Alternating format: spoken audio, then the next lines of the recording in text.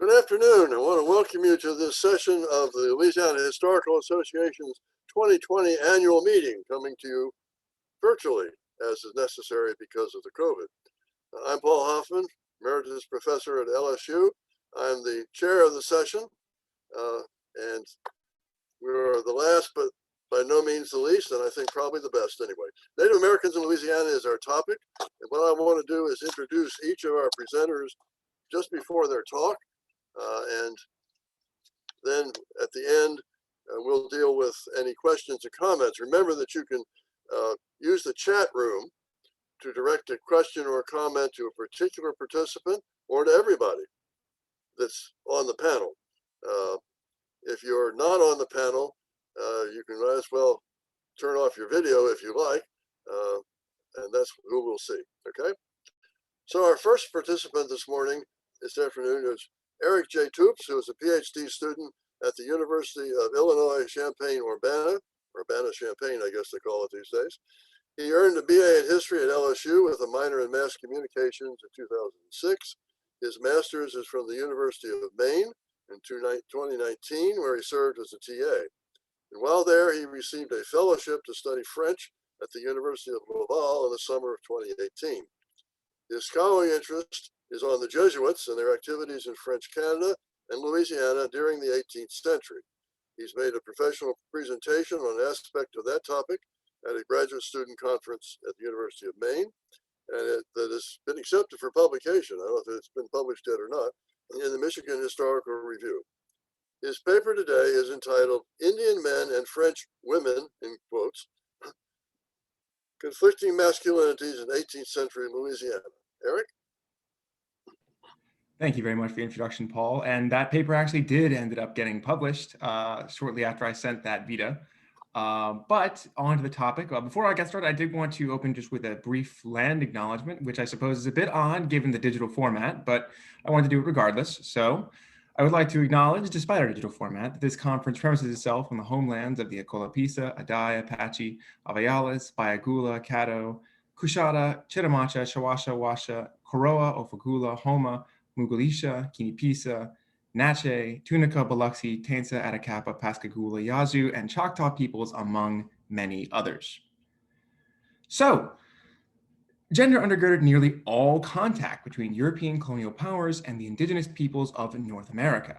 Historians of contact and colonialism in 18th century Louisiana have deeply and meaningfully explored the contours of gender with regards to French men and indigenous women. But what much remains to be done regarding the contact and interactions between French and indigenous men. The way that natives and newcomers understood masculinity, both in themselves and in other cultures, had major consequences for how these peoples interacted and how they navigated the tumultuous political landscape of the 18th century South. My task today is to examine the dialogue between French colonial officials and male Choctaw leadership to better understand the nature of intercultural diplomacy and how that diplomacy changed or failed to change each group. To better understand this diplomatic discourse, we must recognize how they approached their relationship as a discourse between men and how their gender understandings for masculinity shaped that relationship. The Choctaw and the French colonial leaders both struggled to recognize each other's manhood throughout the more than 60 years of continuous contact between 1699 and 1765. This in turn complicated their alliance as both parties struggled to force the other to conform to or to meet their idea of manhood. Masculinity in both cultures was understood as a fragile characteristic and needed confirmation and affirmation to manifest. Choctaw and French manhood was not always mutually legible, and this illegibility became a bone of contention as their primary means of interaction, that is, war and diplomacy, were both understood as arenas of masculine performance.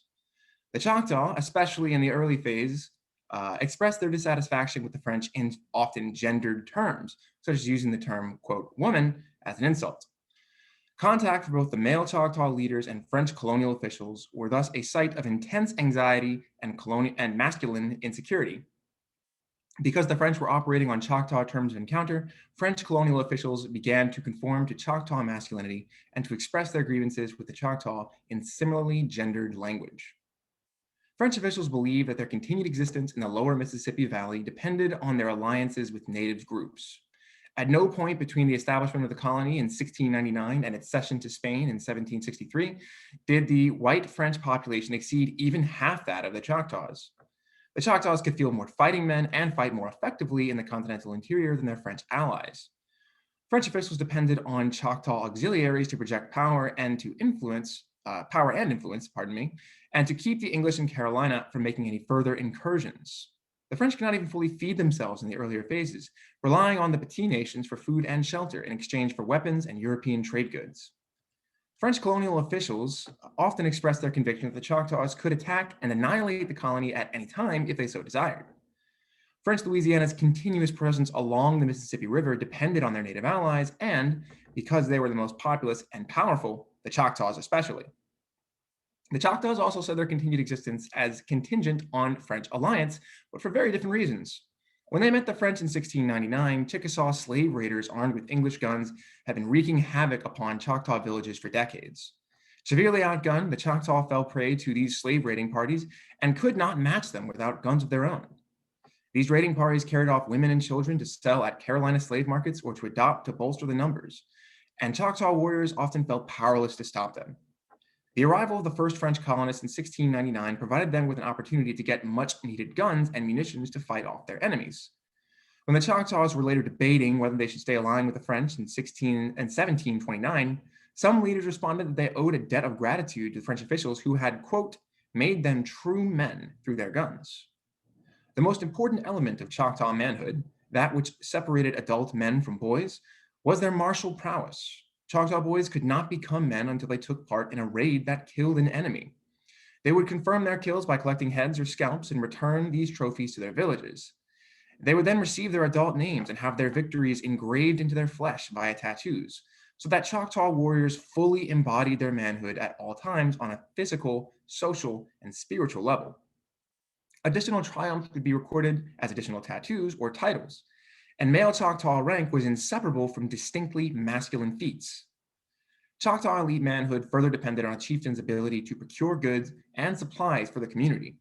Their long and futile conflict with the Chickasaw before acquiring French guns was, for Choctaw elite men, deeply emasculating because they could not adequately fulfill their role as warriors by fighting the enemy that outgunned them, and they could not supply their communities with the means to withstand this onslaught.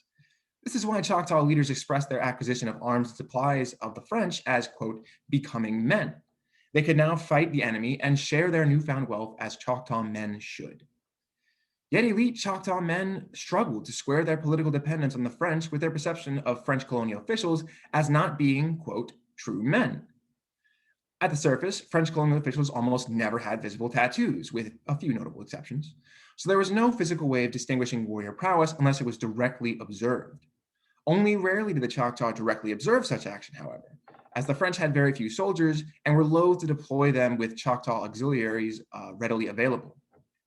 A century in French Canada had taught the colonial officials that Indigenous warriors were a far more effective means of projecting power than sending inexperienced and malnourished troops to fight an unfamiliar territory. Colonial officials instead envisioned their distribution of guns, ammo, and trade goods as payment for services rendered by the Choctaw, akin to mercenary work.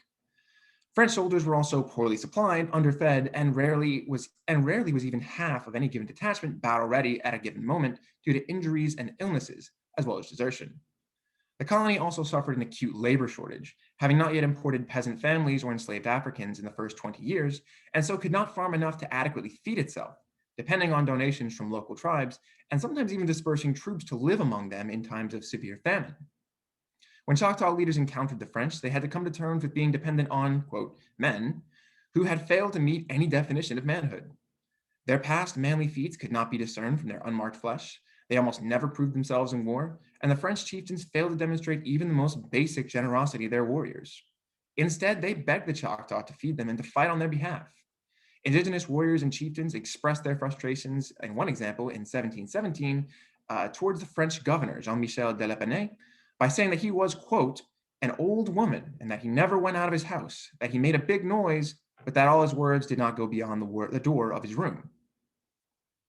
French colonial officials were well aware of these attitudes, but did little to actually change them, short of requesting more funds and supplies from the Company of the Indies. More supplies began to stream into the colony with the establishment of the city of New Orleans in 1718 and continued through the 1720s. Expanded farming along the Mississippi River followed the French incursions into Natchez tribal space, and imported flour from Illinois also gave them access to much-needed food supplies that diminished their material dependence on the local Petite nations. But Louisiana colonial officials continued to rely on the Choctaw and other indigenous peoples to do most of the fighting. Young Choctaw war chiefs were eager to win prestige for themselves in the battlefield throughout this decade, but many quickly tired of all the fighting on behalf of the French when they were too cowardly to do so themselves. Most village leaders stayed aligned with the French despite this irritation, but many traveled to meet with the English at Carolina to lessen this material dependence. Bernard Durand d'Artaguette, the commander of Fort Tambecbé at Mobile, demonstrated the limits of his understanding of Choctaw manhood and how he responded to these visits to Carolina. One headman, Mingochito, complained to another Frenchman at a council in 1729 that the chief of Mobile sent word to me that I was a woman and that he did not wish to see me anymore. Another prominent warrior and headman named Choulimastebe, or Red Shoes as he's more commonly known, further complained to the council that Mr. Durand, the chief of Mobile, had said in the presence of the little chief of the Yellow Canes and several others that I was a woman. The Frenchman was not always spoken thus of me. I showed him that I was a true man in the Chickasaw War by the large number of scalps and skulls that I brought back. And at that time, no one talked of anything other than me. Durand spoke that he was admonishing the Choctaw warriors for their dealings with Carolina and shaming them in a way that they would understand. But the officer shamed them in the most galling way possible. The Choctaw men were prepared to be admonished for visiting the English, but being called women was more than they were willing to take. This insult drew not from out-and-out misogyny, but from the overt implication that the Choctaw were not considered true men by the French. Yet these two warriors in particular, Mingochito and Choulimastebe, had better credentials than most. They had both launched successful raids against the Chickasaw and redeemed scalps at Mobile for the reward offered by the French. Both men were covered in tattoos testifying their martial prowess and bore names to the same effect, with Choulimastebe translating roughly as "he who walks the red path" or the bloody path. So it was particularly galling for these two warriors who, in Choctaw imagining, were the very emblems of masculinity, to be called women by French cowards who hid in their forts and outsourced their fighting. The Choctaw chiefs returned to their villages and refused to answer any messages from Mobile or New Orleans for several weeks. And this episode may have permanently damaged the relationship between the French and the Choctaw had another crisis not happened in that very same month. The Natchez rolled up and against the French and killed nearly 150 white men at Fort Rosalie and captured dozens of women, children, and enslaved Africans in 1729. The French had fewer than 100 fighting men combined at New Orleans and Mobile, fewer than 300 in the entire colony, far fewer than the Natchez fighting force, and so promised a substantial reward for the Choctaws to annihilate the Natchez. The Choctaw took the deal and dealt a deadly retaliatory strike that killed or enslaved hundreds of the Natchez and shifted the conflict firmly into French favor. Only 25 Frenchmen fought along at least 2,000 Choctaw warriors. Even then, the French did not have the gifts they promised the Choctaw in exchange for their help, and the Choctaw warriors merely withheld the renewal of the captives in anger. This served only to highlight the asymmetry of might between the Choctaws and the French. French colonial officials began to take pains to perform Choctaw masculinity with the specific intention of impressing indigenous peoples in the wake of this calamity. Most narratives recorded that the French escalated their military presence in the region during and after the Natchez Revolt, bringing the number of soldiers up to roughly 500. The French still deployed indigenous allies to hunt down the Natchez remnants, but fielded larger expeditionary forces that frequently matched the size of their allies. Governor Etienne Perrier explicitly attributed this as a way of overcoming the imbalance of power, saying that the French can, quote, have more natives when we set out on the march, without asking them or appearing to need them, than at present when they regard themselves as our defenders and liberators. In response to Choctaw critiques, Perrier complained, "The Indians have always regarded the French of Louisiana as women," those are their expressions, "while they themselves are generally the most cowardly of all men. It is absolutely necessary to make them give up this idea, after which all will be safe. French safety would be jeopardized unless they could prove themselves masculine enough to be worthy allies of the Choctaw and other allies." Governors Perrier and Bienville took pains to try to transform the lower Mississippi colony into something recognizably manly to the Choctaw. They organized militias and shipped in more troops from France. More guns and supplies were ordered to be distributed as gifts to the native villages, and the governors began to take a more active interest in seeing that the troops were properly fed and clothed. Though these soldiers and militiamen could expect to see some action, their actual purpose was to attract a larger force of indigenous allies. This policy reached its logical conclusion during the Chickasaw Wars between 1736 and 1741. Despite depending on indigenous allies raiding on their own terms throughout the history of French North America, Bienville opted to march 720 French troops alongside 700 Choctaw allies in a column against the Chickasaw homeland in 1736. The plan was to meet another outfit of 114 French soldiers alongside 325 indigenous allies marching from Illinois at Fort de Chartres. Rather than use hit-and-run tactics as per the norm, these columns would march in formation and assault fortified strategic objectives with the intention to capture important targets and ultimately annihilate the Chickasaw. In other words, Bienville was organizing his force to fight a European-style war in North America.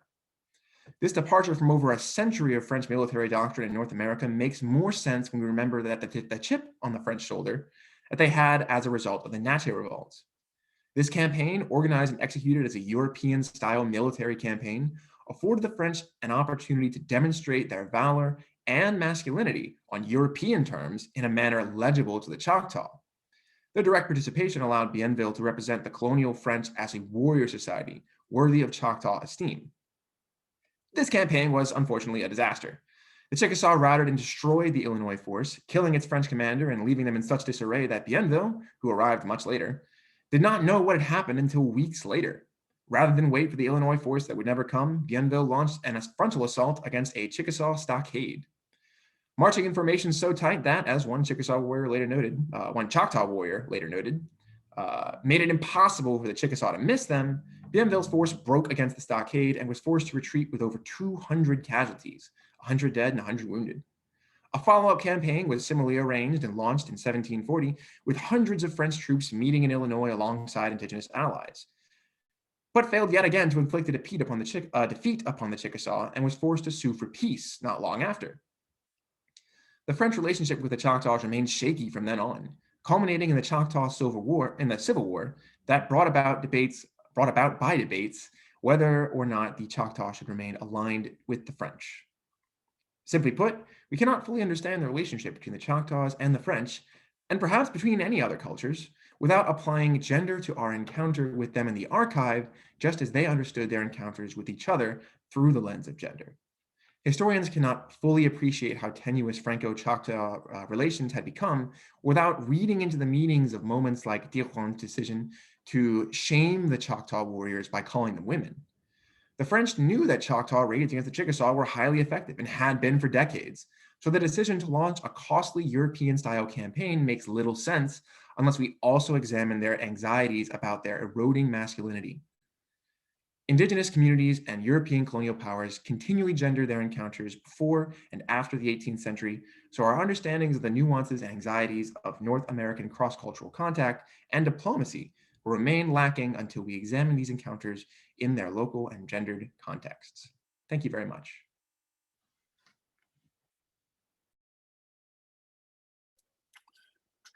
Thank you, Eric.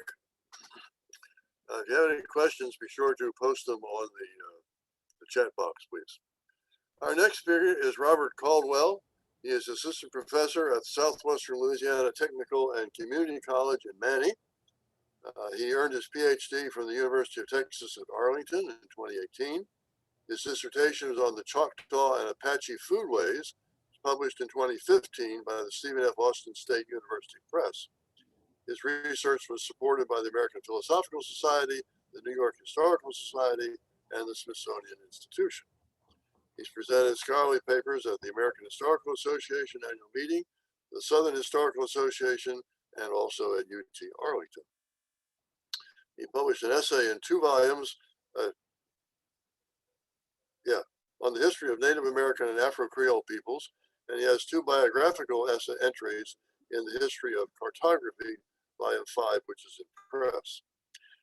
With Avery Lowry, he was the co-producer of a film called River Bottom, issued by the Southern Folkways Alliance in 2016. Now, if I can editorialize, I would say this is the kind of outreach that we as historians should do more of. And I say that in part because I have a daughter-in-law who is a food journalist, and food is probably an easier topic than some to do that. But nonetheless, it is an effort to reach out to the community and do what my Spanish friends refer to as divulgación. That is to say, a sharing of expert knowledge. It's not quite the same thing as popularizing, which has a bad ring in our society, but divulgación. So it's a real pleasure to welcome Dr. Caldwell and to listen to his paper entitled Choctaw Migrations to Northwestern Louisiana. Thank you. I'm going to start off by just quickly sharing the screen so that you can see some of my slides.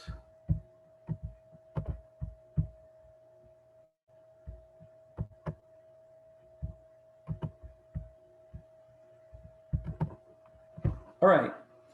Early American history, a la Frederick Jackson Turner, portrays American Indians as savage barbarians who presented an obstacle to civilization, a barrier in the Western march of Americans to be overcome. H.E. Bolton problematized this Western-facing perspective by offering an expansive Spanish borderland where indigenous peoples sided with competing empires. Over the past 30 years,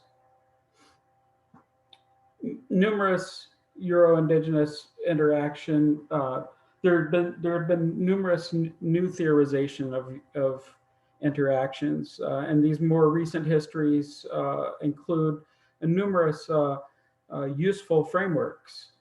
So The Middle Ground by Richard White, Frontier Exchange Economy by Dan Usner, who's happily here, and Facing East by Richter.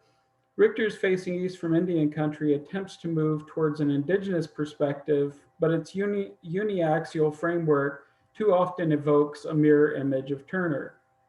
The book's most enduring contribution is its insistence that American Indian history be written to include the viewpoints of American Indian experiences, even when doing so proves difficult. The indigenous history of the Louisiana-Texas borderlands region is more complex than a westward moving Anglos encountering eastern-facing tribes or tribes caught between European empires. Similarly, while indigenous peoples and colonial forces often reached accommodation,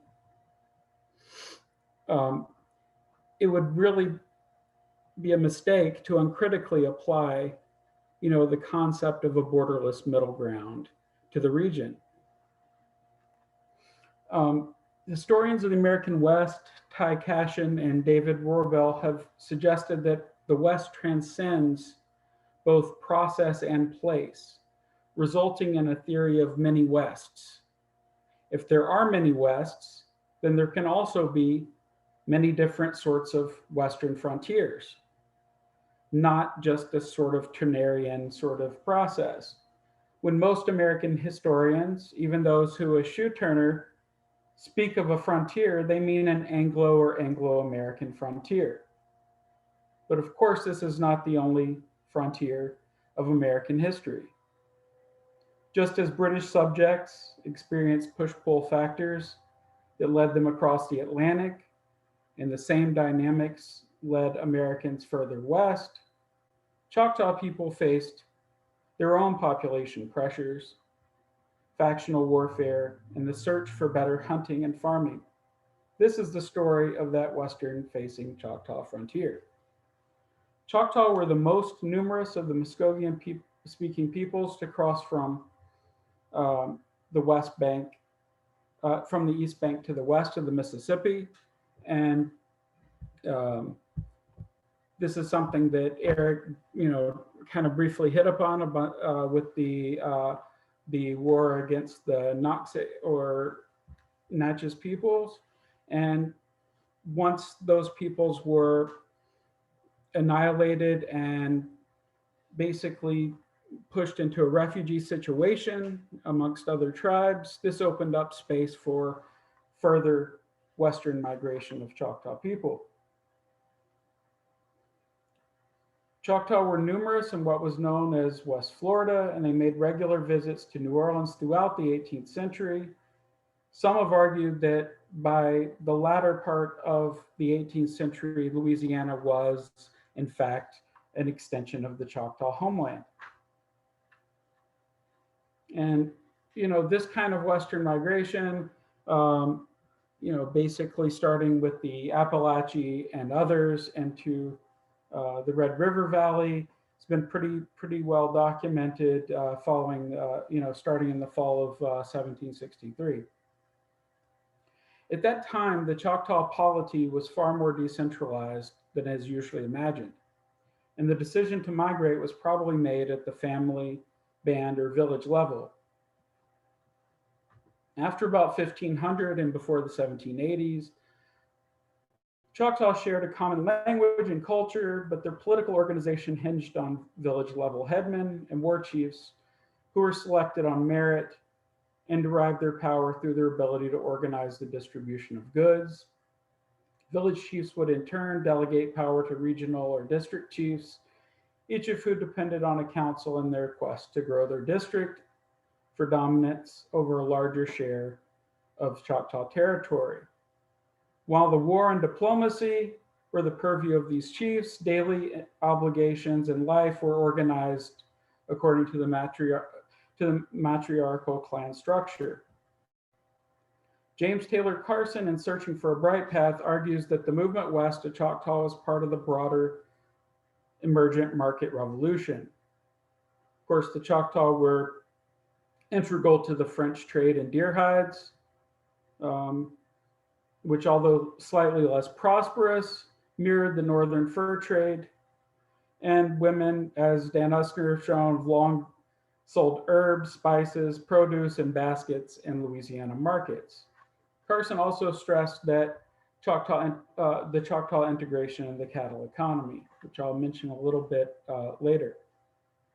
At least two different district groups of Choctaw came to Louisiana, the Louisiana-Texas borderlands prior to Indian removal, and most of those from the western Ocklawaha, and some from the Owanee, which were located just south of the Six Towns district, so in the far southern portion.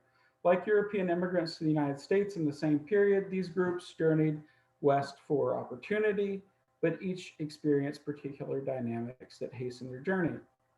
Archival records in the late French, Spanish, and early American periods of Louisiana mention numerous instances of Choctaw people west of the Mississippi. Choctaw settlements in Southeast Louisiana had long been documented by Swanton, the DeSoto Commission, and Dorman, and many others. Also, the Choctaw built villages on the Washita in the vicinity of Fort Miro, near present-day Monroe, Louisiana. And Choctaw from Southeast Louisiana, Mississippi first followed the Appalachia to the Rapides, but in 1773, under rumors of Chickasaw and English allied Choctaw attack, they dispersed and appear to have reorganized into a village until 1778, when they were sighted at Bayou Buff. But due to Spain's allegiance with the US in the American Revolution, Choctaw feared attacks from the British. Again, they flee their settlement in the 1780s and take refuge in the woods. When Choctaw came to Northwest Louisiana, they encountered the Natchitoches, Yamasee, Haddai, and Ice people. Historian Lawrence Kinnaird noted that Choctaw, quote, terrorized and plundered the Natchitoches, Keachis, Caddo, and others. In contrast, ethnographer James Mooney included the Owanee Choctaw as part of the Caddo Confederacy. Some scholars have suggested a close Choctaw Anglo-American bond, while others focus on the long-standing relationship with Spanish and French traders.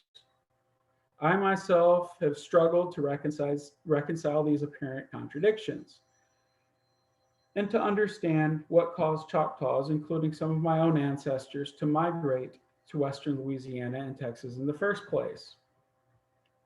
Colonial and early American reports indicate a range of interactions between Choctaw people and others. Generally negative, these reports almost always accused Choctaw of being at fault in such disputes. Congenial relations probably meant no complaints and thus no reports. So these written records are almost always one-sided.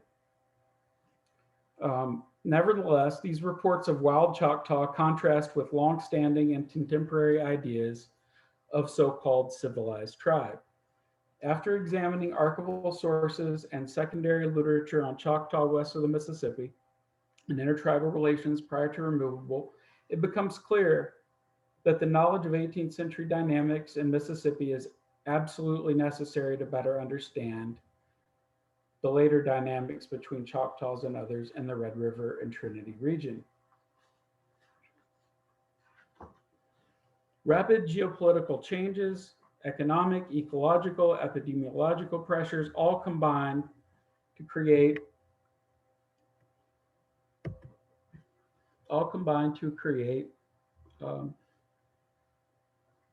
precipitating events for this Choctaw westward movement. Choctaw were drawn into European disputes from the time of Queen Anne's War, but as French, Spanish, English, and American powers vied for the political control throughout the 18th century, Choctaw homeland in present-day Mississippi increasingly became the crossroads of conflict. In 1762, France ceded Louisiana to Spain, and after the Treaty of Paris in 1763, they ceded West Florida to England. So at that time, you can see the furthest most south little circle on my slide here, this green area. At the very even farther south, the edge of the map, there's a town that says Yowani. So this is the sort of epicenter of that part of the tribe that was extremely closely aligned with the French. And all of a sudden now it's ceded from Spain to the English, right? They're sworn enemies. Commodification of deer hides, of course, led to overhunting. Dutch-born American cartographer and naturalist Bernard Romans noted in 1773 that game was so scarce that during my circuit through the nation, we never saw any white-tailed deer, and only had 2 or 3 opportunities for eating venison in so many months. Romans portrayed the Choctaw as sedentary and agrarian, claiming that as many as half of the men have never killed a deer or turkey in their lives. By 1790, the scarcity of game combined with the drought and crop failure led Choctaw to hunt hundreds of miles outside their homeland. These pressures in turn exacerbated internal social and political strife in the Choctaw homeland, further promoting waves of outmigration. Most colonial historians feature American Indians prominently in the period of Queen Anne's War to the French and Indian War, period of British expansion and wars for empire. The Choctaw are invariably absent from that story. That historiography is weighted toward the tribes of the Great Lakes in the Northeast that fought in frontline attacks with or against the British. Let's see. Less ink has been spilled on the British-French proxy wars in which enlisted Chickasaw warriors to fight for and slave raid for Britain. The French allied Choctaw found themselves caught between the English push on their eastern side, the pressures from the English allied Chickasaw to their north, and by 1763, English West Florida on their south. During the same period, Choctaw alliances with the French pulled them towards Louisiana. This alliance first cemented when the Choctaw-French joint victory over the Nazis in 1730 removed the major indigenous geopolitical player from the region and created a power vacuum, which I discussed a little earlier. And then the Spanish administration inherited that alliance that the French had had. And when Louisiana passed to Spain, Galvez would depend on the Choctaw with war with war against Britain in West Florida. But Anglo encroachments from the north and east did not end when European wars slowed. With the deer hunted out, the West became the Choctaw safety valve. The area that the Choctaw were coming to was the area controlled by the Caddo Confederacy. This vast Caddo territory encompassed an area that is now northwest Louisiana, East Texas, and small parts of southeast Oklahoma and southwest Arkansas. The Caddo people controlled the east-west trade in horses, salt, and bodark, that's Osage orange, wood, along this whole old Spanish-French borderlands.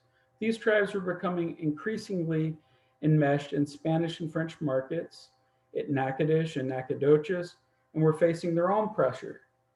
According to F. Todd Smith, the tribe's close proximity to the Europeans increased their likelihood of disease. In 1777, 1778, the Caddo experienced a devastating smallpox epidemic, and they seem to have kept most of the immigrant tribes from their homeland until that time. After that, the Caddo were sufficiently weakened, and they were unable to ward off Choctaw incursions. In October 1792, Carondelet wrote to Natchitoches Post Militia Captain Luis Carlos de Blanc, "About a month ago, 2 Indians who it seemed had a fight with the Adai passed through. The Adai Indians and their neighbors are assembling and getting ready to make war on the Choctaws," but he couldn't really ascertain why.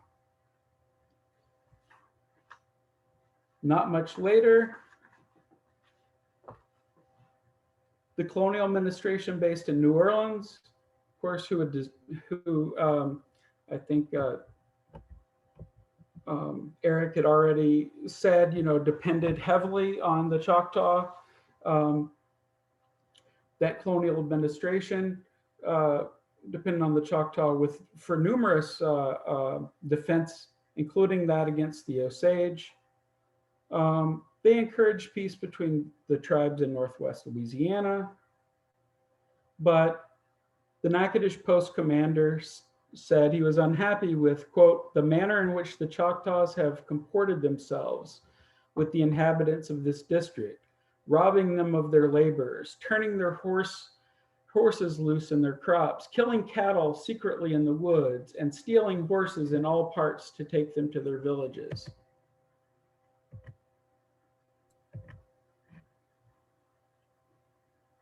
De Blanc implores Carondelet to take action to remedy these disorders because the Natchitoches inhabitants, European and Indian alike, were determined not to endure from them in the future such injuries, outrages, and insults.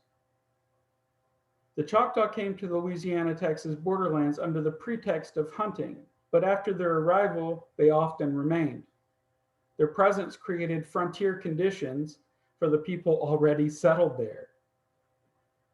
The most consistently discussed Choctaw group, the Oglala, initially described in the literature as roving hunters and later as vagabonds. These hunters were part of small roving groups, hundreds of miles away from their chiefs and the daily obligations within their matrilineal social structure.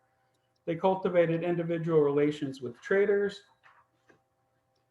further undermining the authority of the traditional leaders back home.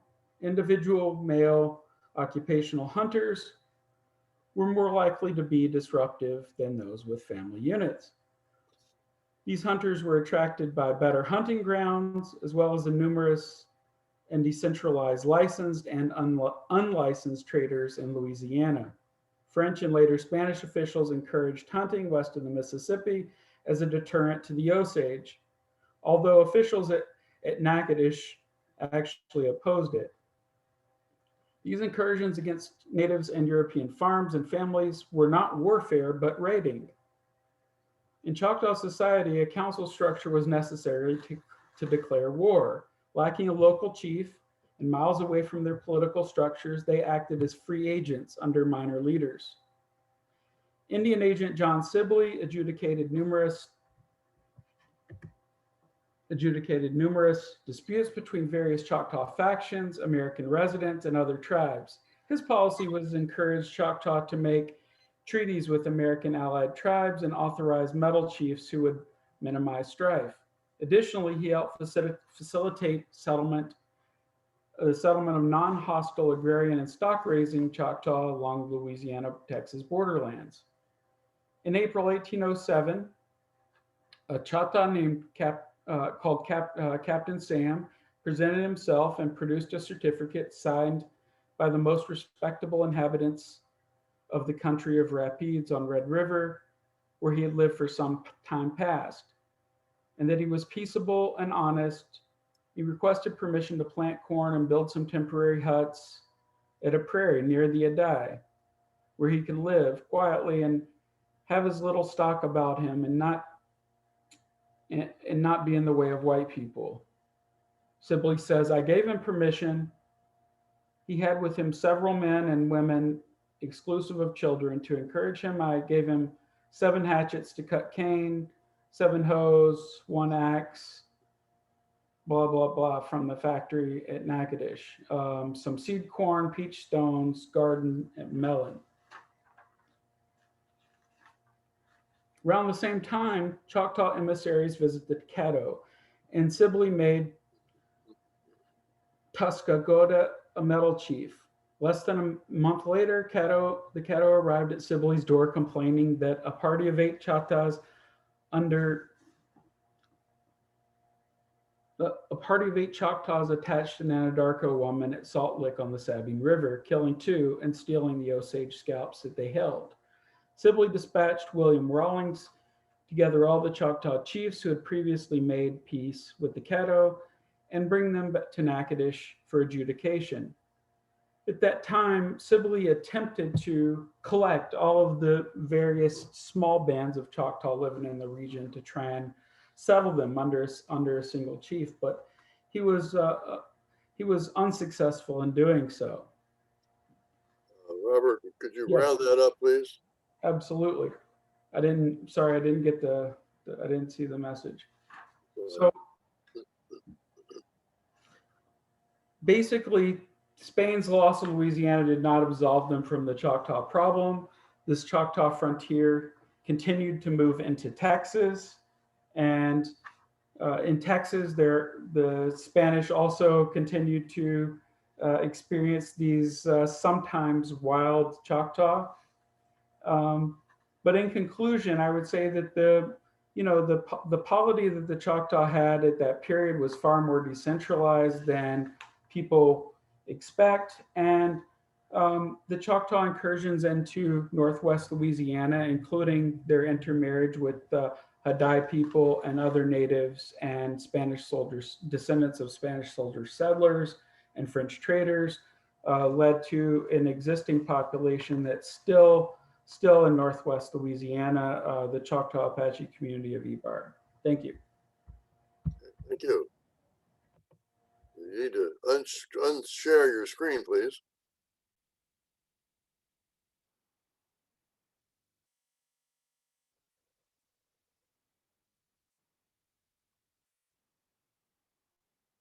Okay. Our third paper today will be presented by Robin Cole-Jett.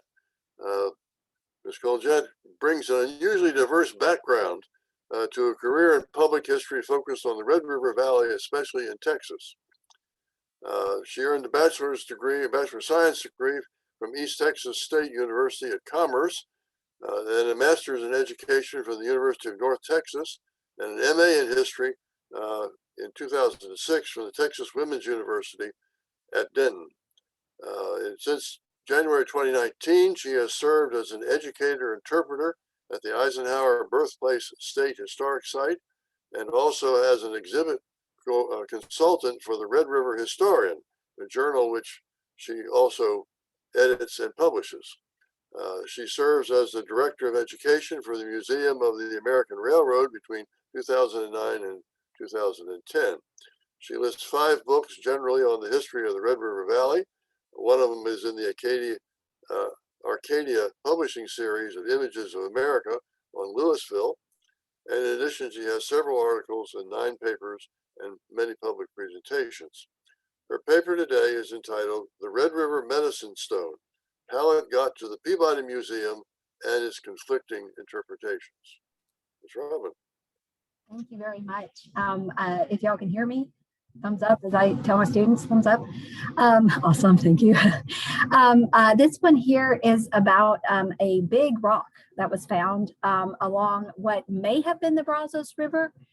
There's still some questions about exactly where it was found, but along the Red River in Texas, and that it went through Louisiana before it ends up in New York, and then eventually it goes into a museum. And this is about its journey, and if it's considered to be, you know, as how the museum interprets it, and it's the Peabody Museum at Yale University. It's actually the cornerstone of its geological collection. And if this big rock, which ends up being a meteorite, which apparently they didn't know at the time it was a meteorite, if this big rock was actually recovered as the museum explains, or if it was actually stolen. And I think I'm going to be piggybacking off of the other presenters here who have mentioned the idea of frontier and this idea of who really inhabited the earth that this rock was from. So this rock right here, this big stone is about 1,600 pounds. It was the largest meteorite recovered up until the 1850s. And when I say recovered, again, that's the word that Yale University uses. But it was found, if you will, or known by the Comanches and the Wichitas and we don't know for how long that they knew about this stone, if this meteorite had been, you know, if it had fallen from the sky, you know, earlier, you know, in thousands of years ago, or if it was a recent arrival, we're not sure about that at all. But what's interesting about it is that the Comanches gave it a name. And Comanches, when any of the tribes of the Comanches, when names were given to objects, that was considered to be an idea of sacredness. And this rock itself was known as, and I apologize for my pronunciation, but Poakat le Carre.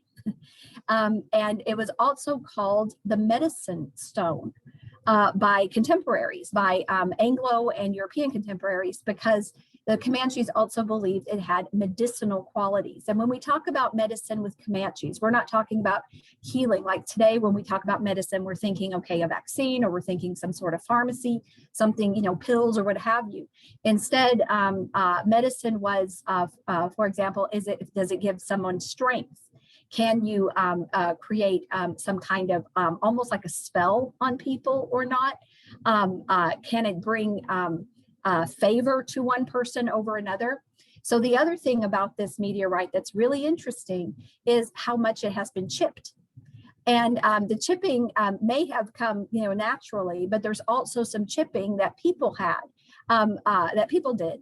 Either from, you know, there were some scientific taking of the material, you know, in order to analyze it, but it was also chipped by people, by Wichitas, by Caddoans, perhaps by Comanches, definitely, because it was considered so sacred and it was part of the medicine. And the first a reference of it, because again, the Comanches, the Wichitas, and so forth did not have they didn't have a written record of this. This was just their knowledge that they had. And but so the first written explanation or description that I have been able to find is from Oryazun. Oryazun was the second in command of the Ortiz expedition. The Ortiz expedition went up to the Red River in 1759 in retaliation for the San Saba massacre that had occurred in 1758, around there. That was led, this massacre of the monks over in San Saba mission down in central Texas, and it was led by the Comanches, by Tiobayans and Wichitas. Perhaps Caddos were there. No one's for sure exactly how many, you know, different Indian groups were there. But Ortiz went into retaliation to go and burn their village down.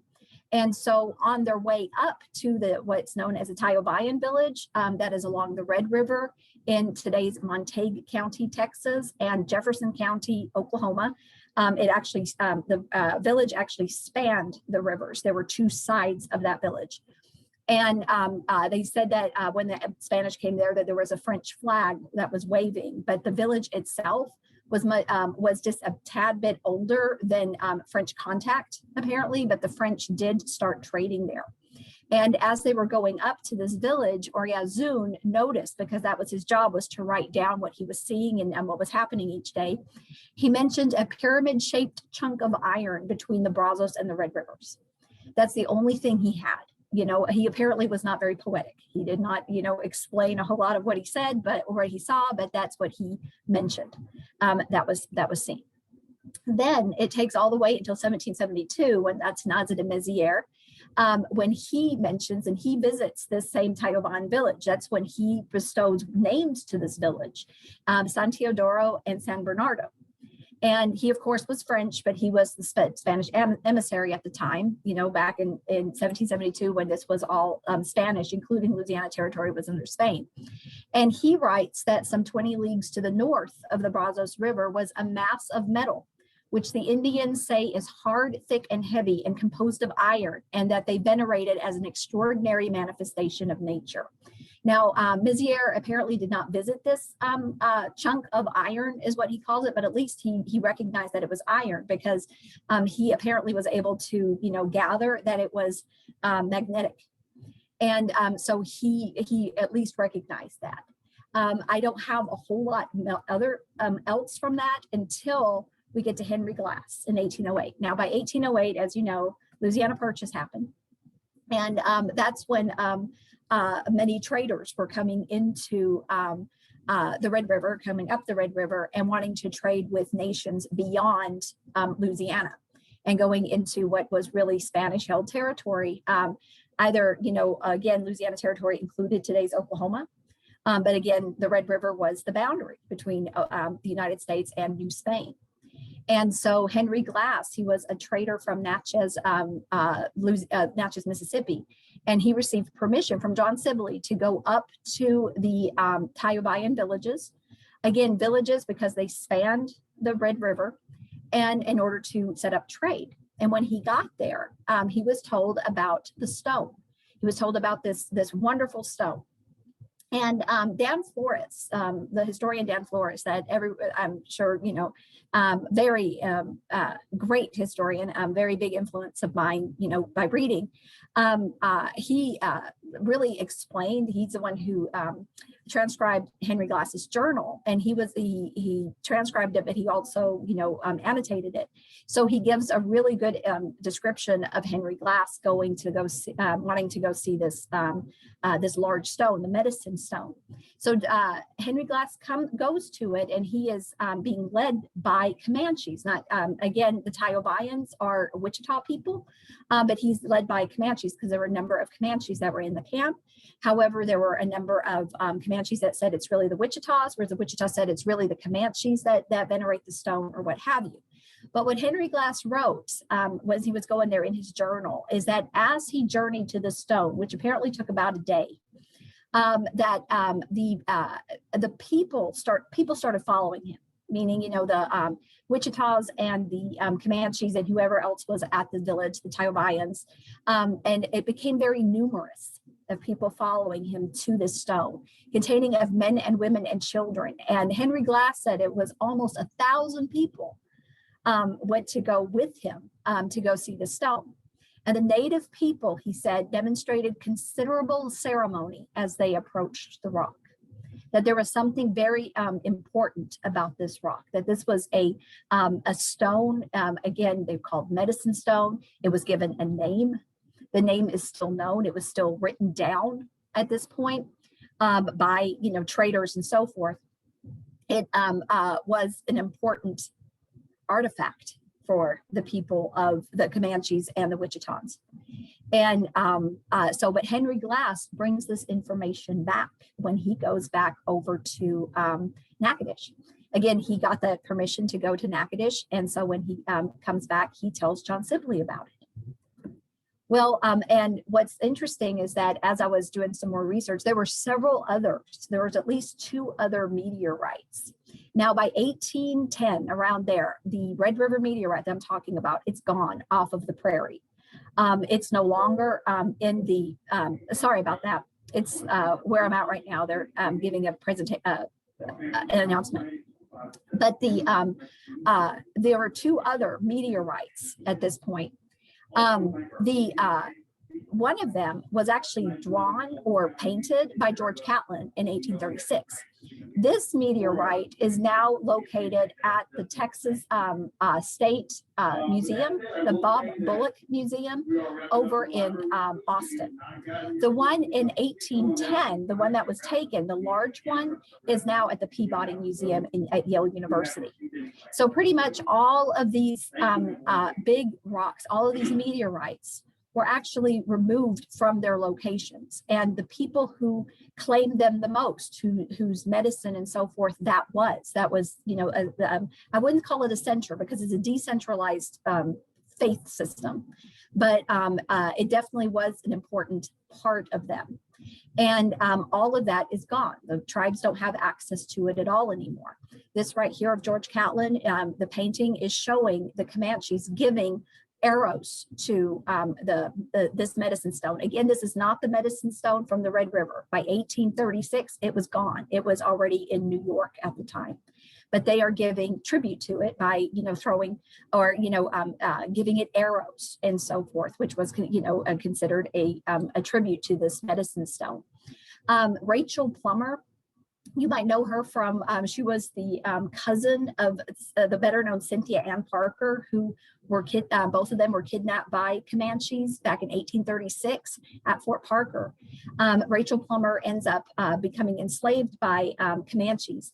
And as she's having to, you know, go from village to village because she's sold several times, she remembers going with Comanches, going with her captors to areas of where these medicine rocks were, and where they paid tributes to these rocks, you know, giving them talismans, giving them some, you know, shells, whatever trade goods they had that they believed were valuable, and giving tribute, paying tribute to the medicine rocks. So once John Sibley finds out about this medicine stone, about this wonderful big rock that Henry Glass then explains, oh my gosh, this might be platinum. Apparently Henry Glass didn't check it with some metal or something like that, but it doesn't matter. He when he gave the description of it to John Sibley, he said, okay, we need to create an expedition to get this stone because we believe it's worth a lot of money. That was, you know, there was the trading expeditions were, you know, I guess you could say the stated cause for all of these, you know, the traders coming into Spanish Texas. I mean, we've got to remember when he's in Spanish Texas, Henry Glass was actually committing a real problem there. He wasn't allowed in Spanish Texas necessarily. But what they were really looking for, trading expeditions, yeah. Well, what they were really looking for is perhaps silver or gold. They're always looking for gold, you know.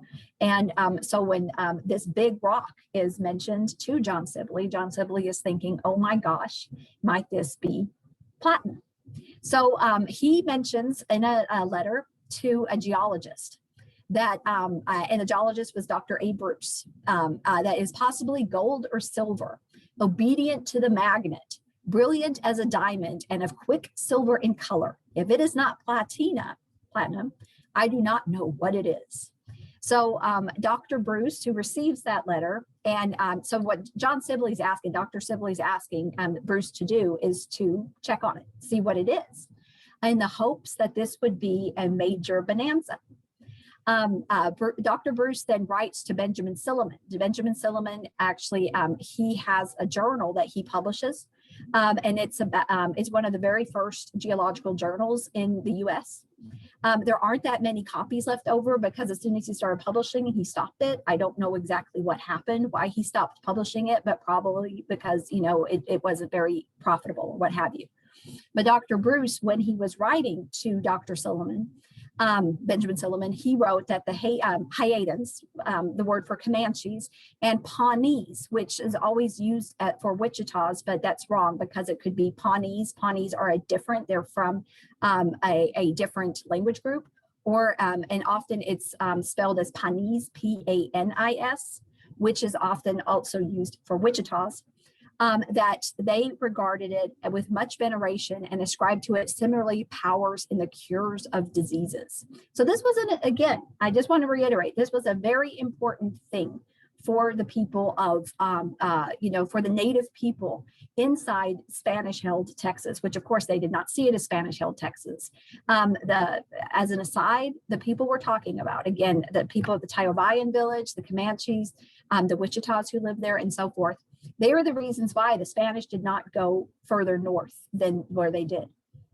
It was when the Spanish, Orazun and Diego Aparilla Ortiz, when they got to the village, the Tioban village in 1759, they thought they could very quickly burn it down, kill everybody, whatever. But instead what they found was this village, again, that spanned the Red River, that was a fortification, and over probably about 2,000-3,000 men strong, and countless women and so forth, countless children. And the Spanish had maybe 300 people there. They had a cannon, but that was about it, and it was a small cannon. And they actually abandoned it when they got there. It was an attack against them. And so the Comanches and the Wichitas and so forth, Tiobayans, were able to defeat the Spanish. And so they were called Los Norteños, the Northerners.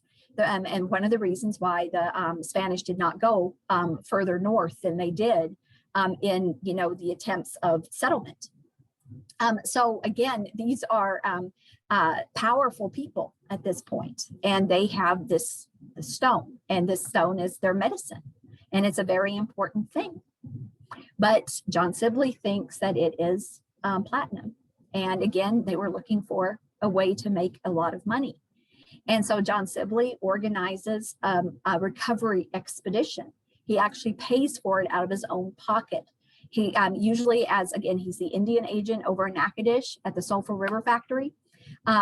He kept meticulous records of when he was going to get money and so forth. But instead, okay, is everyone still there? Okay, good. Okay, everyone was just so quiet. I thought I had stopped on me. Okay.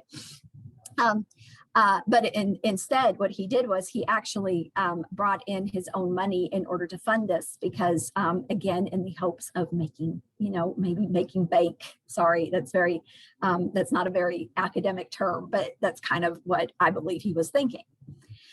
So this is where I am a little bit hesitant about saying exactly where this was. No one knows exactly where the medicine stone was, but I have been researching, delving into the Red River for over 20 years now, the Red River Valley between Texas, Oklahoma, Arkansas, and Louisiana. It's my, what I do. And I'm always trying to figure out, okay, exactly where this place was, where the medicine stone was. And it's not, okay. So anyway, we have, the question was where exactly it would be. And so what ends up happening is that the question, again, where it was longitude, or Darby, the famous geographer Darby mentions it, and it would be right over here at Washington City. But what I've noticed too is that Darby mentions that Bayou Bodark, and Bayou Bodark is over by it's closer to the Trinity River. So my question is exactly where it was. So I see that I'm running out of time, so I want to make sure we understand where we're going. Anyway, when it gets to New York, it's discovered that the medicine rock, this rock was not platinum or anything like that. It was a meteorite, largest meteorite ever found. So the men who retrieved it, they thought they were going to make a lot of money. That was Henry Glass's expedition. He went back there to go get it. They sold it to Colonel George Gibbs, who was a rock hound. He was a rock collector. And they confirmed that it was a meteor. And so Colonel Gibbs bought it. The problem is that then Colonel Gibbs dies. He has this big rock collection. No one knows what to do with it. So actually, the big meteorite, the Red River meteor stone, was at one point it was actually brought to Central Park because no one knew what to do with it. It was so big, Colonel Gibbs had disintegrated his collection. So it was a lady who actually found it in Central Park, and she donates it to the Peabody Museum. And at the Peabody Museum, this is how it is explained by this. The iron meteorite below, known as the Red River Medicine Stone, and known for tribes in Texas, was found by traders in 1808. So found. In 1810, it was brought to New York by speculators who mistakenly thought it was a giant nugget of platinum. George Gibbs, one of the foremost American mineralogists at the time, bought a meteorite from disappointed sellers. Again, not that it was stolen, but it was bought, lent to the New York Historical Society. He dies in 1833. Then Mrs. Gibbs, his wife, starts walking in Central Park, and they see that men were digging a hole to bury it in Central Park. And that's when she decides to take it and permanently donate it to Yale, which had already acquired the rest of Colonel Gibbs' famous mineral collection. And that is the crux of the geological department of Yale and the Peabody University. It was at that point, it was the largest meteorite in the world. And then now it is inscribed on there in memory of George Gibbs, a lover of science and his country, presented to Yale College by Laura W. Gibbs, 1835, so his wife. Meteoric iron of Texas, weight 1,635 pounds. And it is very impressive when you go there. Again, it situates the whole, it's the middle of the Peabody Museum, if you will. It's the crux of it, the center of it. But it makes you wonder exactly why it's interpreted in the way that it is, considering how important it was to the Comanches and the Wichitas. And there you go. Thank you. Okay, thank you. Our comments today, there you go. Our commenter today is Zachary Isenhower, assistant professor, I believe is correct now, at LSU Departments of History. Even though the program says he was at Southeastern, but he's moved. His dissertation was entitled "At the Edge of Humanity, American Indian Legal Identity and the Development of American Citizenship." He came to LSU from Kansas State University, where he earned a bachelor's and a master's degree. And he served at LSU as a graduate assistant, also at Kansas. And he was the assistant book review editor of the Journal of the Early Republic, and then the editor of the Civil War Book Review, which is a project of LSU's Special Collections Library. His dissertation research was supported by the American Philosophical Society, the Historical Society of Pennsylvania, and the Library Company of Philadelphia, as well as LSU's Graduate School and the Department of History. And like all good graduate students with interesting topics, he has presented papers at professional meetings, notably the Society for Historians of the Early American Republic, and also at SLU, and I suppose at LSU too, for that matter. He has 5 published book reviews and another under consideration. His topic today is comments. There we go. So, Zach, you're on. Thank you, Paul. Right, so let me scroll back up here. I was jotting down some quick notes because I had I think I had some early iterations of a couple of the papers, and some of my comments may be a little bit redundant in light of some of the revisions, but we'll plow on anyway. So if, as I was thinking of ways to connect these papers, I guess I would say that if the collision of diverse cultures is one of the most oft-cited characteristics of Louisiana history, then surely few panels embody this field so well as this one. We've heard about Americans and Comanches negotiating the monetary and spiritual value of spirit stones, Europeans and Anglo-Americans struggling to navigate Choctaw politics, and Frenchmen who worried their manliness failed to measure up against their Choctaw allies. More seriously, this panel demonstrates how Native history and perspectives enrich our understanding of the past.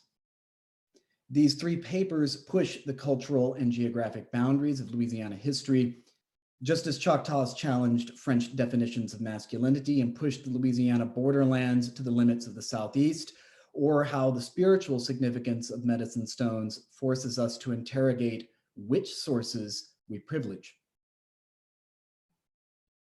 In Indian Men and French Women, Eric Toups offers a fascinating exploration of how the language of gender featured in Choctaw French diplomacy. Eric argues that although both cultures saw diplomacy and warfare as masculine domains, they struggled to reconcile divergent expectations for how to demonstrate that masculinity.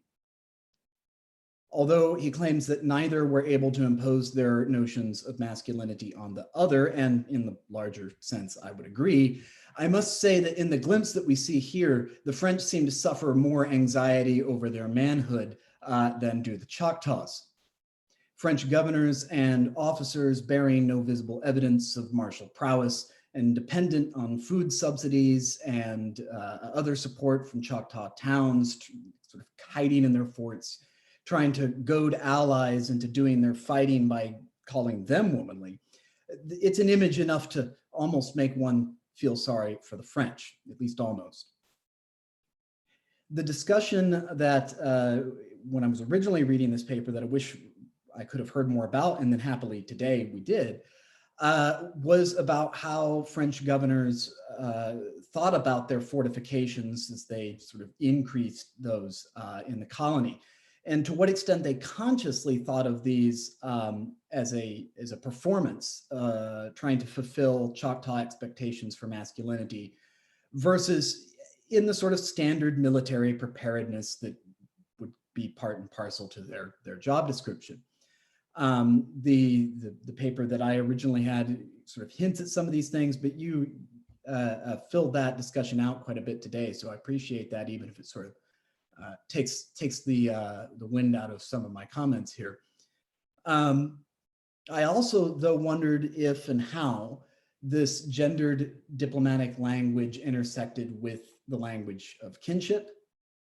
And another question I had, which evidently I should read your recently published article, it sounds like you might touch on this, is the way in which, if at all, French officials drew on the language from other French colonists, missionaries, traders, for example, who had contact with the native allies in contexts more outside of diplomacy, outside of military alliance, and who would comment at times on, for example, the way that native people responded to alcohol use, which of course the French are proffering, with, as they said, womanly displays of emotion. Whether these sort of sources ever really found any traction, or if, at least when it came to diplomacy, the French were kind of more often as ham-handed as the commandant in Mobile, he's trying to insult their masculinity, but it doesn't really land. Sorry. Yeah. So that was a question. Well, yeah. I guess I should have laid out how we'll do this. Paul, do you have a preference? Do we want to go alternate, or do you want me to just proceed through the? Normally, you go ahead and finish your remarks, and then the individuals to whom they're directed will respond. That's normally the way it works.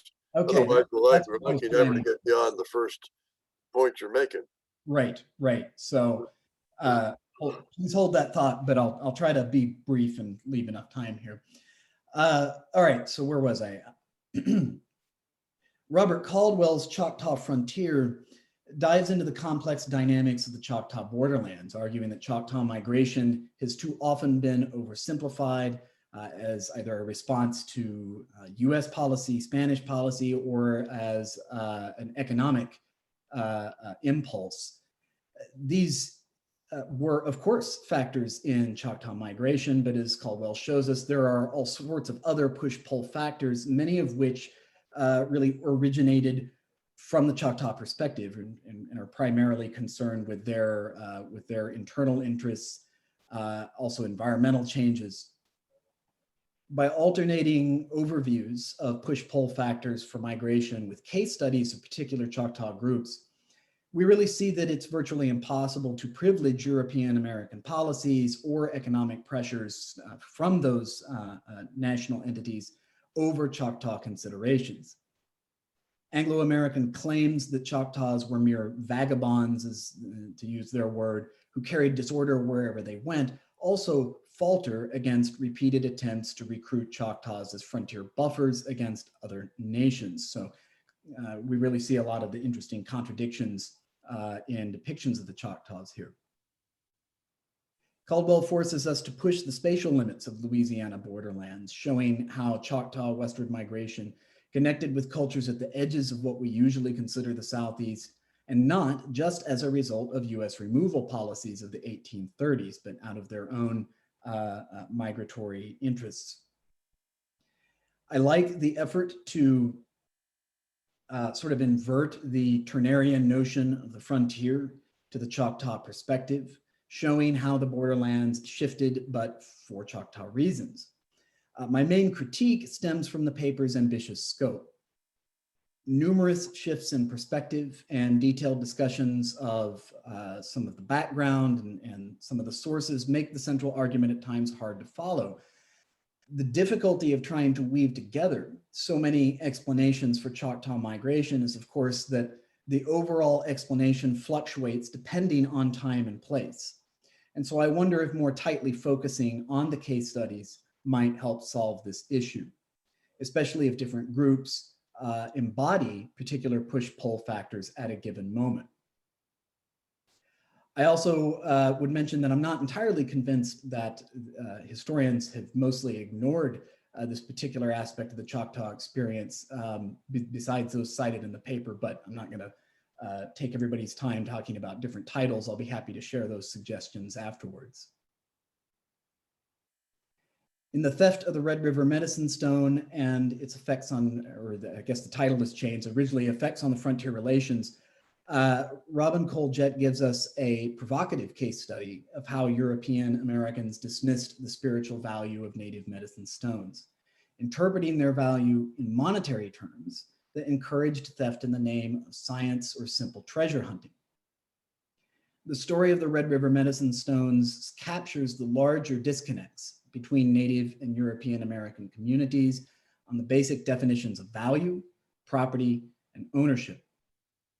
As white American communities and governments grew more powerful, Native people, of course, adapted to commoditized notions of an object's worth, but this didn't mean that they conceded to the denigration of spiritual value.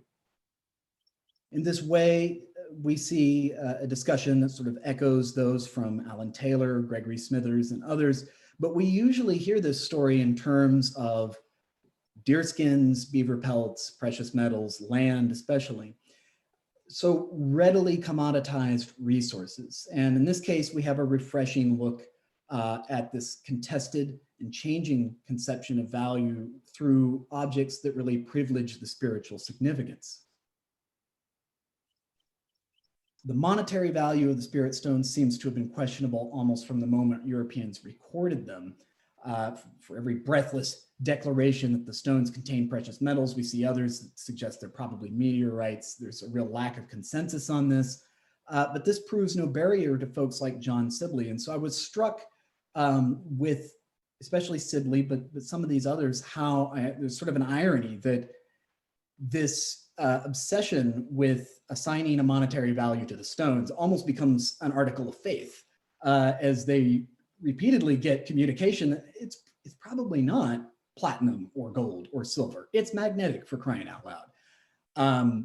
But they're not deterred in this. Native responses to various attempts to buy or barter for the stones raise questions.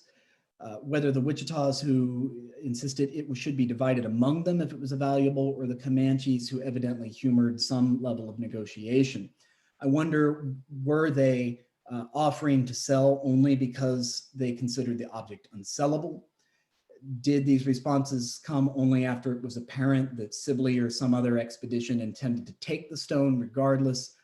Or were they using negotiation as a way to assert ownership in the face of evident Anglo-American acquisitiveness? One concern I had, which some of the revisions I think have addressed to some extent, was with the challenge. So I admire the challenge to evaluate the significance of the stones and their theft in terms of their spiritual value. But a concern I had is that when discussing the Wichita Cultural Resource Liaison and the fact that they don't acknowledge the spiritual significance, the history of this stone, and that was sort of a stumbling block for me,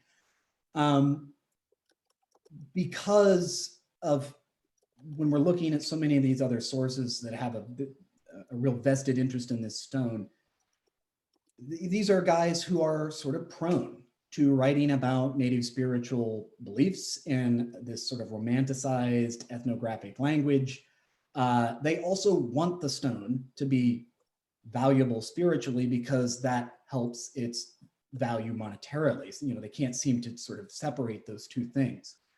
And so the more sources that I think you can include, such as Plummer, that don't really have a vested interest in really playing up the significance of the stones, I think will help this project be more convincing and overcome that initial stumbling block. Because I think we do have to, when in doubt, operate under the assumption that communities know their histories. And I'm sure you are also reaching out or continuing to reach out to other cultural resource folks to include the perspective of the communities on these artifacts, even if the statement is that we don't agree with the depiction that is found in some of these Anglo-American sources. So I think I already saw in the difference from the paper I have to the presentations quite a bit of work on that front. So I think you're already working on that. But it was worth noting. So I will stop here. I want to leave time for Q&A, and thanks to Eric, to Robert, and Robin for 3 highly enjoyable papers. Thank you, Paul, for shepherding us through in this virtual format. And my thanks to the conference organizers for making it possible for us to do this despite the obvious challenges. So I will shut up and let if Eric, Robin, and Robert will unmute, if they have any responses they want to make there. We've got about 7 or 8 minutes, so we can maybe tax a little bit longer than that. So have at it, folks. Who wants to go first? No, I'll go then. So go ahead. Okay, I'll go then. So with Zach, your question, just to refresh everybody, was whether or not the French colonial officials are drawing a lot of their terminologies and discourse from lower level Frenchmen, like let's say soldiers or habitants. Is that a good assessment of that? Or yeah, obviously not exclusively, but if they incorporated any of those critiques. Okay, well, the most prominent one that we do see them incorporating are with the missionaries. And missionaries tended to comment on maybe 2 or 3 things in particular with the indigenous people. Then it was that they considered them either heathens or godless. But more common than any of those would them referring to indigenous peoples, and specifically indigenous women, as libertines, highly sexually active, people with no morals. And you see that repeated quite a lot with some French sources, with some French officials, of whom Diron d'Artaguette, who I used in my presentation, is kind of an exemplar. But even among French officials, you do see like some varying attitudes towards this. A really prominent example of someone who could be very respectful of indigenous attitudes, especially towards masculinity, is Bienville, founder of New Orleans. He had a tendency when he was on campaign with indigenous people in his youth, and even during the Chickasaw campaign, to go without a shirt because he was heavily tattooed, including like an indigenous snake tattoo that ran from here and snaked around his torso, because it was impressive. Like that impressed people apparently.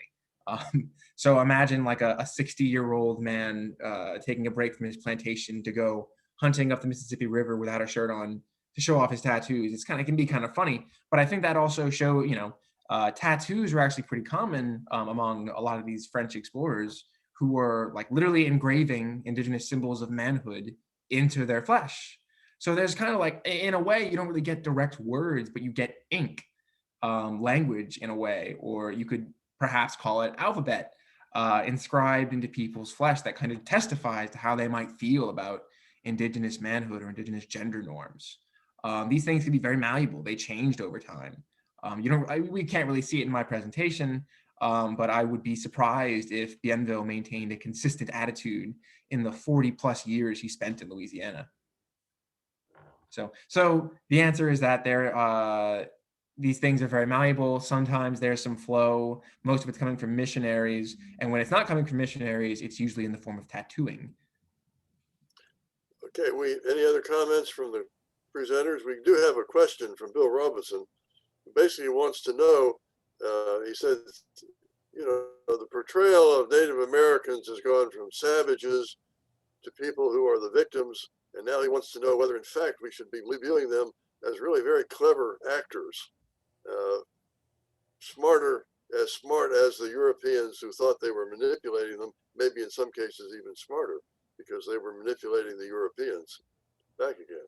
So what do you think, folks? Well, I think the main thing is, yeah, the agency is important, and I think that looking at natives, you know, acting as informed actors, you know, on their own behalf makes sense. I think maybe some people bend the stick too far in that direction and don't look at genocide and atrocities, but I think that it is important to see Native people as fully human, right, as rational actors, and yeah, as having agency to the extent that it's possible. I think that's true about all of us, and we have to always live under whatever limitations our society and the powerful might place on us as well today. Oh, and just very quickly, I also wanted to thank Zachary Isenhower for the critiques, and just to quickly sort of admit the sort of teleology that exists in the paper, right? Because really, I'm trying to look for reasons and explanations for a contemporary today's sort of descendant population, rather than looking at each individual instance on its own terms within history as we would normally do. So, Robin, you wanted to say something? I was just going to say and chime in with how what Mr. Robinson said about Native American and their agency. I don't think that their agency was ever really much lessened, more than it just shifted. One thing that Mr. Toups, Eric mentioned was, you know, masculinity, and, you know, that the feminine was considered to be an insult by the French, and then it was translated to the Choctaws, is what I gathered. And that, you know, the denigration of women in and of itself and their contributions, which is Mr. Robert mentioned in his paper, you know, when, for example, the tan tide, that was done by apparently a man who was Choctaw and so forth, but that was always a woman's work. The same thing with all of the things that we did were, you know, all the things that were created by Native Americans, often they were done by the women. Those are the women's work. That's what they did. And that when the Europeans came, that part was denigrated as well. So then the question becomes, how do these cultures, you know, how do they, I guess you could say, live within that transition? And what's left out is that entire realm of, you know, the feminine, the women, as well as, again, what I mentioned was the spirituality of that source. So I thought that the papers really kind of snaked, if you will, very well with that whole idea of that transition and that transition time. What Mr. Caldwell mentioned was that, you know, frontier which we always think of that frontier as being an Anglo frontier, but it really was a frontier, and it was a transition, a shadow belt, if you will, as they call it in geography. So that's what I wanted to contribute. Well, I think that is a good note to end on, because we are now at 5:30, and James, if he's not asleep yet, we'll be cutting this off. But thank you all for coming and for your participation. And if you haven't published your paper, think about Louisiana history as a place to do that. They're always looking for good essays. Okay? James, are you there?